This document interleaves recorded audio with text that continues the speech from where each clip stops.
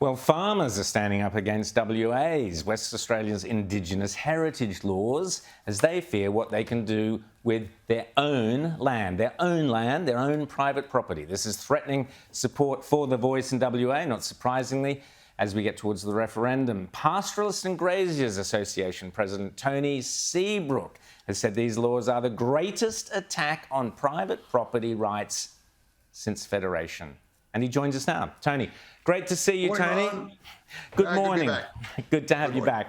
back. So we've seen this week, well, last time we spoke was just as the WA heritage Aboriginal heritage laws were coming in.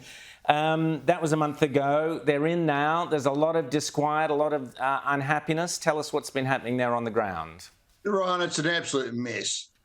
Coupled with the passing of the Act was also the larks that were supposed to be in place. And these were the groups we were meant to interact with to determine whether cultural heritage issues existed on our freehold property. They're not even in place. This is a shambles. The local lark that I believe will encompass my area, it's supposed to be local. It's about 150 kilometres one way and the other way. It's just so huge, it's unmanageable. I've spoken to the Ballarat Corporation who have been charged with putting it together. They don't really quite know how to administer it. How on earth the Premier of Western Australia really thought this was a good idea? It just isn't, and it isn't workable. And we're calling on the government right now to cancel it, call it back, start again. Happy to be part of a process to put a workable piece of legislation in place, but this is a farce. So just quickly, what is a LART? What does it stand for? Well, it's a local Aboriginal and Cultural Heritage Agency group. And the real worry here is that this isn't even government. This is private enterprise. And they've been charged with the responsibility of coming onto our properties and telling us what we can or can't do, whether there's an issue there with culture, heritage. There's no problem with heritage. This is a site that can be measured, seen, touched, felt. But the culture side of it, the mythical serpent, the woggle that lives in the river system, it's not measurable. It's religious and it's racist.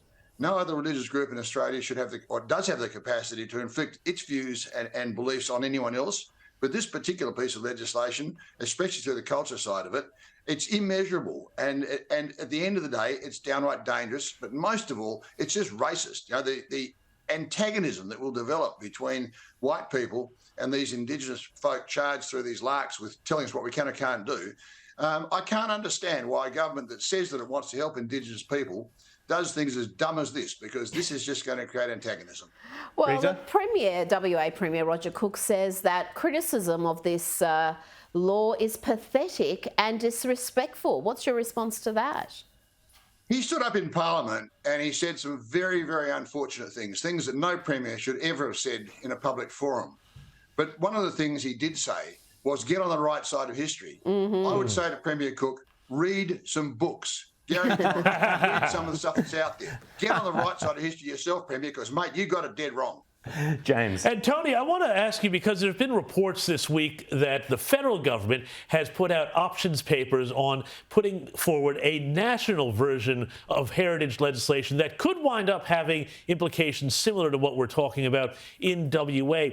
What would be the implications nationally to the farming sector, pastoralists, graziers, if this sort of ruling bureaucracy were to come in at a federal level? Look, instead of stirring up just the rural community of Western Australia, they'll stir up the rural community across the length and breadth of Australia. We know what's going on. We know that 40% of our landmass has been signed over to the Indigenous people of Australia. We know there's about 143,000 square kilometres of ocean that's been signed over. We know that. And look, at the end of the day, that young lady that spoke earlier on about compensation, IPA figures are showing a transfer of $100 million a day. $38 billion a year is going that way. And it's just not getting to where it needs to get to. This concept of a voice, look, mate, what we need is a royal commission to work out why on earth this staggering amount of money. And look, I believe a bit over 3% of the population of Australia is identified as Indigenous, and a large number of those are doing very well, thank you. They've joined our society, they've got jobs, they run businesses. Look at Rowan Dean. There are lots and lots of people that have done a fantastic job integrating into our society. So that bit over 3%, it could be half that of those Indigenous folk that really do need a leg up. And it might even be less than that. We owe it to them to bring them into our society. But for heaven's sake, this madness that's sweeping our country right now, it beggars belief that the broader community, largely city-based, can believe that this government actually is trying to help Indigenous Australians. Well, let's look at the political side of it briefly, Tony. So we've seen a couple of polls in the last week showing finally some support for the WA Libs. They certainly didn't deserve it at the last election. They were running around saying always will be, was, whatever, that Zach Kirkup character. But we're now seeing, thanks to how disastrous the West Australian cultural heritage laws are, we're seeing this lift the Liberal vote quite substantially. Are the Liberals up to the job of opposing the voice in WA? Are they up to the job of actually providing the opposition they failed to at the last election? Oh, look, they're coming from way behind, but our Premier, Roger Cook, he's rewritten the rule book on how to do yourself the most amount of harm you possibly can in the shortest amount of time. He's rewritten it. Well, Rita? yeah. Well, there seems to be, is there going to be a bit of a U-turn? Are they going to acknowledge, okay, we got it wrong, we're going to do some changes, some tweaks to make this workable? Look, cancer is an interesting disease. We all know that if you're going to be operated on, the doctor needs to get every bit of it. If he leaves a bit of it behind, it will grow again. Now, this is an act, but it's governed by the regulations around that act. And those regulations, if he said today, I'll change some of those regulations, I would say, well, you might change them back again after a very short period of time once the heat's gone off. I don't trust this government or the bureaucrats that sit in their dark little caverns plotting this type of legislation. I don't trust them. And so on the back of that, I'd have to say to the Premier, let's not tweak the regulations. Let's get this right. Let's haul this act back and rewrite it in such a way that it isn't the attack on the people that feed you. We're the farmers, we feed you. Why on earth are you making it harder for us to be competitive?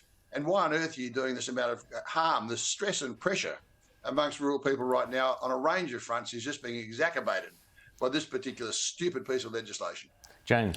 Well, and let's talk about again, just so people are really clear what this legislation means. This means that if you are going to move 20 kilograms of soil, which could be done in desilting a dam or digging fence posts of a depth of 50 centimeters or more, this means that you are potentially on the hook, again, just so that viewers understand this, for as much as $1,200 a day or more in terms of getting people out there to investigate and look at things that, as you say, aren't necessarily things that are tangible, material sites that you can say, oh, we've got to work around this or that or the other. Is that correct? This is the frightening part about it. The Premier's emphasised the fact of like for like. If you keep on doing what you've been doing, then you're pretty safe. But we don't. And we're innovative, we change, we're always experimenting, we're filling in gullies, we're cleaning up rock heaps so that wider gear can operate in the cropping sphere, water points, troughs. There's a huge amount of stuff that's way outside the parameters of what is called like for like. Now, because of the fines and the strife you'd find yourself in, most people are holding back. They're just sitting back a little bit, waiting for some sort of clarification, because the last thing you need is for someone to have a look at a satellite photograph and say, aha, we've got you. You did this without getting permission to do it. And then you'll be hammered, not because of what you might have done to cultural heritage, but because you broke the law. And this is a stupidity of it. And then there's the immeasurable, as you said a minute ago, the woggle, the river serpent. This is a cultural belief. It's a belief that people, the Jews have their beliefs, so do the Muslims. These are beliefs everyone has a right to hold, but not to inflict them on other people. Mm-hmm. Here. Tony Seabrook, always great to chat to you there in WA. Thanks for getting up so early, as you farmers do. Before you go, it just interests me over this thing in Melbourne that you spoke about, turning off the gas. We export $70 billion worth of gas out of this country to be burnt somewhere else. $112 billion worth of coal leaves our country to be burnt somewhere else. We would be absolutely parked up a creek you'd never come back from if we lost those exports. So let's hope like hell that other places in the world don't turn off their gas or turn off their coal, because all the jobs, all the money, everything we get from that industry would be gone. So I'm sorry, Victoria, it's tokenism in relation to what we're really doing in the export of this energy. And Tony Seabrook, you're 100% correct. And all those surpluses that you have the Labor Party spending and gloating about all come, of course, from the mining of iron ore, the mining of natural gases and other fossil fuels. It's an absolute joke.